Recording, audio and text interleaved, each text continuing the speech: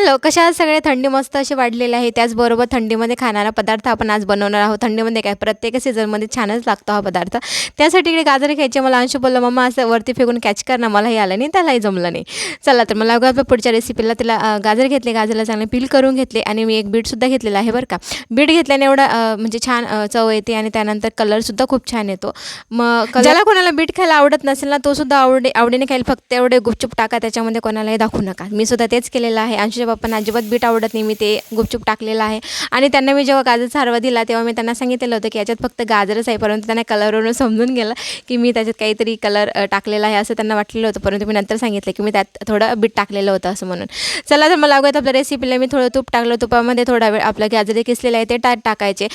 वेलायची कुटायची ते त्यात टाकायची. काजू बदाम कुटून घ्यायचे ते त्यात टाकायचं आणि मस्त एक अख्खा काजू वरून ठेवून गार्निश करायचं आणि मस्त असं एन्जॉय करायचं. तो रेसिपी आवडली असेल लाईक सबस्क्राईब करायला विसरू नका. भेटू उद्याच्या व्लॉगमध्ये. तोपर्यंत बाय.